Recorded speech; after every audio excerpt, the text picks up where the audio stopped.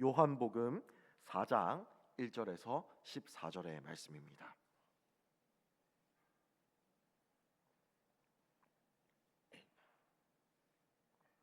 요한복음 4장 1절에서 14절의 말씀을 저와 여러분들이 교독하시도록 하겠습니다.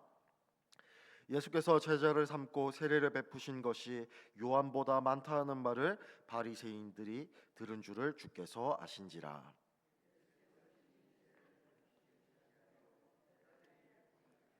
유대를 떠나사 다시 갈릴리로 가실새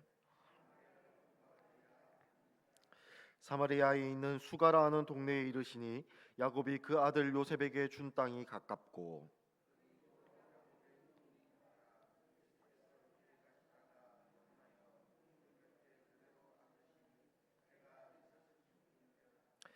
사마리아 여자 한 사람이 물을 기르러 왔음에 예수께서 물을 좀 달라 하시니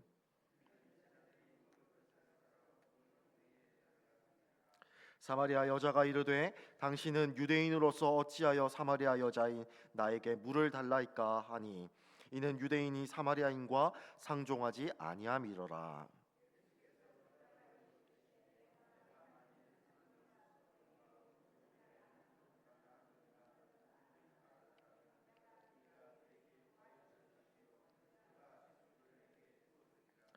여자가 이르되 주여 물기를 그릇도 없고 이 우물은 깊은데 어디서 당신이 그 생수를 얻겠사옵나이까.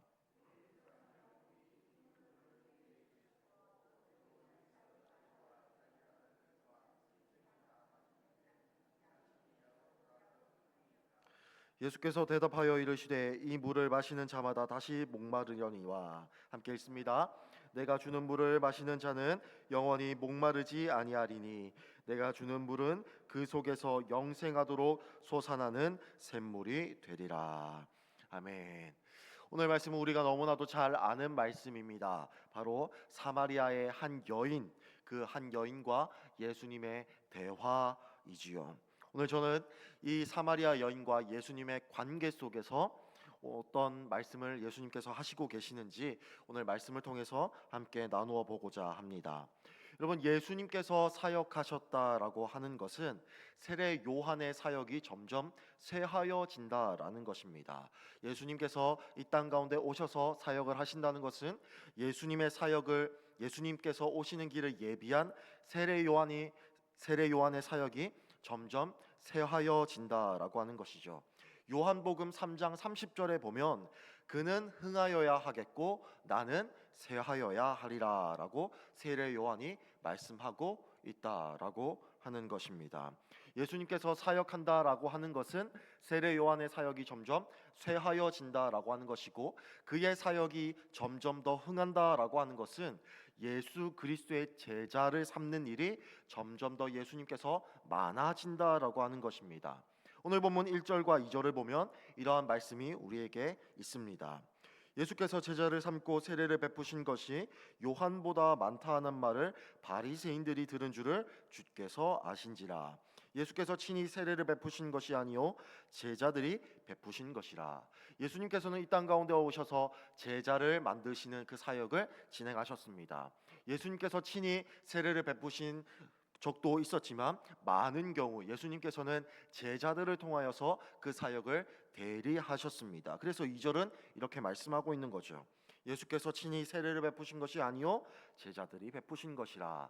많은 경우 예수님께서는 제자들을 통하여서 예수님의 제자를 만드는 일에 앞장서셨을 것입니다. 여러분, 제자를 만든다라고 하는 것이 무엇입니까? 예수 그리스도를 따르고 예수 그리스도 앞에서 나의 죄를 고백하고 예수님을 따라가고 예수님을 믿는다라고 하는 것이 무엇입니까? 그것은 국경과 성별과 인종을 뛰어넘는 작업이다라고 하는 것입니다. 오늘 본문에 등장하는 이 사마리아 여인도 마찬가지입니다. 그는 사마리아 여인이었습니다. 그의 국적과 그의 인종과 그의 성별은 이스라엘 유대인들과 달랐다라는 것입니다. 그리고 남성이 아니었다라고 하는 것이죠. 그러나 예수님께서는 제자를 만드시는 그 사역 가운데에서 국적과 인종과 성별을 넘어서 사역하신다라고 하는 것을 오늘 우리에게 보여주고 계시다라고 하는 것입니다. 오늘 3절 말씀은 이렇게 말씀합니다. 유대를 떠나사 다시 갈릴리로 가실새. 예수님께서는 예루살렘에 있던 남쪽 유다에서 그분의 사역지, 주 사역지인 갈릴리로 향하시길 원하셨습니다. 가장 빠른 길은 이 남쪽 유다에서 북쪽 갈릴리 지역으로, 그리고 그 사이에 있는 사마리아를 통과하는 것이 가장 빠른 길이었습니다. 그러나 그 당시에 유대인들은 사마리아 지역을 들어가지 않았다라고 하는 것입니다. 바로 이유는 사마리아인들이 부정하다는 이유로 멸시하고 꺼려서 요단 동편, 요단 동쪽 편으로 우회하는 작업을 그 당시에 유대인들은 하였습니다. 그러나 예수님께서는 사마리아를 통과하는 계획을 가지고 계셨다라고 하는 것입니다. 여러분, 이 계획은 필히 이행되어야만 하는 작업이었습니다. 오늘 본문 4절은 이렇게 말씀합니다. 사마리아를 통과하여야 하겠는지라. 한글 본문에는 등장하지 않지만 헬라어 원문은 그는 반드시 사마리아를 통과하여야만 했었다라고 말씀하고 있습니다. 그는 반드시 사마리아를 통과하여야만 했었습니다. 그 이유가 무엇이겠습니까? 바로 오늘 본문의 주인공인 사마리아 여인을 만나시기 위함이었다라고 하는 것입니다. 여러분, 오늘 본문이 우리에게 가져다 주는 교훈이 무엇입니까? 예수님께서는 사마리아 여인에게 관심을 기울이고 계셨고, 그 관심은 필히 이행되어야만 하는 하나님의 계획과 하나님의 섭리였다라고 하는 것입니다. 그리고 그 섭리와 그 계획은 오늘날 신앙생활을 하는 우리에게도 동일하게 예수님께서 우리를 향하여서 관심을 가지고 계시다라고 하는 것입니다. 예수님께서는 오늘 우리에게도 관심을 가지고 계십니다. 우리가 어떤 상황에 처해 있던 간에, 무엇을 하던 간에 예수님께서는 오늘도 우리를 향하여서 관심을 가지고 계셨고, 그 관심은 창세전부터 이루어졌다라고 하는 것을 오늘 본문은 우리에게 깨우쳐 주고 있는 것이죠. 국적과 인종과 성별을 넘나드는 작업, 그리고 오늘 우리에게도 그것이 동일하게 펼쳐지고 있다라고 하는 것입니다. 여러분, 어떤 상황 가운데 있더라도, 우리가 어려운 일을 겪더라도, 또한 세상 가운데 고난과 핍박을 겪는다고 하더라도 하나님께서 우리에게 관심을 저버린다라고 하는 것이 결코 아님을 오늘 본문은 우리에게 말씀해 주고 있는 것이죠. 예수님께서는 사마리아 여인에게 관심을 기울이고 계셨습니다. 그리고 그에게 무엇을 하셨습니까? 그에게 찾아와서 그에게 생수를 허락하여 주셨다라고 하는 것입니다.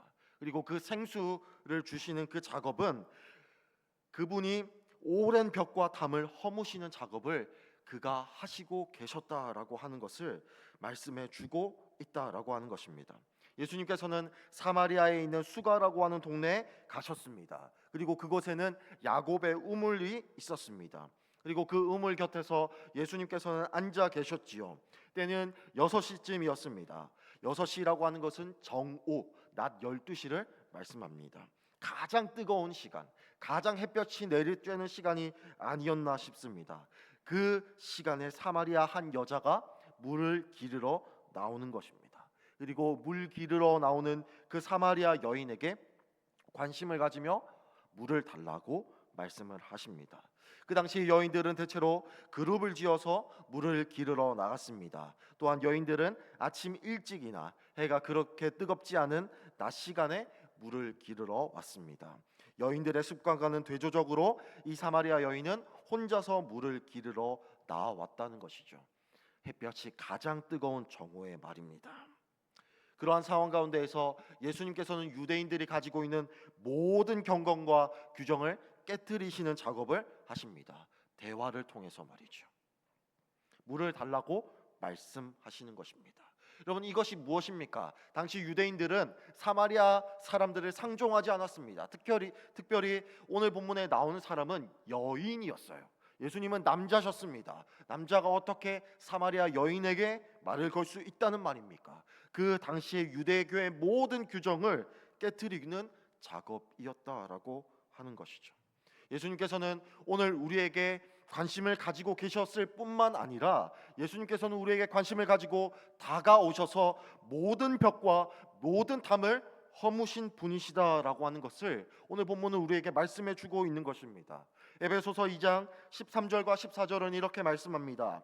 이제는 전에 멀리 있던 너희가 그리스도 예수 안에서 그리스도의 피로 가까워졌느니라. 그는 우리의 화평이신지라. 둘로 하나를 만드사 원수된 것 곧 중간에 막힌 담을 자기 육체로 허시고 라고 말씀을 하고 계시는 것입니다. 여러분, 그분은 우리 가운데 다가오셔서 모든 허물을 자기의 육체로 허신 분이십니다. 담을 허시고 우리에게 있는 벽을 허무신 분이시라고 하는 것이죠. 그는 먼저 찾아오셨습니다. 그래서 요한일서 4장 10절은 이렇게 말씀합니다. 사랑은 여기 있으니 우리가 하나님을 사랑한 것이 아니요 하나님이 우리를 사랑하사 우리 죄를 속하기 위하여서 화목제물로 그 아들을 보내셨습니다. 하나님께서는 항상 우리에게 관심을 가지고 계셨고 그 관심은 창세전부터 이미 계획되어 있는 하나님의 섭리였다라고 하는 거죠. 그리고 그 섭리는 우리의 모든 벽들을 허물어서 하나님과의 관계 회복을 위한 하나님의 뜻이었다라고 하는 것입니다. 다가오셔서 무엇이라고 말씀을 하십니까? 물을 좀 달라라고 말씀하시는 예수님의 말에 이 사마리아 여인은 어떻게 말씀합니까? 당신은 물 기를 그릇도 없지 않습니까? 어떻게 나에게 그러한 물을, 그러한 생수를 주시겠습니까? 라고 이 사마리아 여인은 비아냥되는 것입니다. 그러나 예수님께서는 무엇이라고 말씀하십니까? 오늘 본문 13절과 14절입니다. 예수께서 대답하여 이르시되 이 물을 마시는 자마다 다시 목마르려니와 내가 주는 물을 마시는 자는 영원히 목마르지 아니하리니 내가 주는 물은 그 속에서 영생하도록 솟아나는 샘물이 되리라. 예수님께서는 우리의 영혼의 갈급함을 해결하실 수 있는 영원한 생명샘이 되십니다. 그리고 그것을 허락하러 이 땅 가운데 오셨다라고 말씀하시는 것이죠. 여러분, 우리는 세상 가운데 살면서 늘 마시면 마실수록 갈증나는 세상의 것들을 구하며 살아갑니다. 세상의 부와 세상의 명예와 세상의 영광을 위하여서 살아갑니다. 그러나 예수님께서는 그것들을 주시려고 이 땅 가운데 오신 것이 아니라 우리의 영혼의 갈급함을 해결하실 수 있는 분으로 이 땅 가운데 오셨다라고 오늘 본문은 우리에게 말씀해 주고 있는 것이죠. 우리는 무엇을 세상 가운데 구하고 있습니까? 우리는 무엇을 세상 가운데 원하고 있습니까? 주님 앞에 나오지만 주님이 내 죄를 해결하실 수 있고 나의 영원한 목마름과 갈급함을 해결하실 수 있는 분이라고 믿고 나오십니까? 아니면 그저 세상의 것들을 채우시는 분으로 우리는 알고 믿고 이 땅 가운데 그리고 이 자리 가운데 나오시는 분들이십니까? 여러분들, 세상 가운데 있는 모든 것들을 채워주시려고 이 땅 가운데 예수님께서 오신 것이 아니라 우리의 영원한 목마름과 우리의 영혼의 갈증을 해결하러 이 땅 가운데 오셨다라고 하는 것이죠.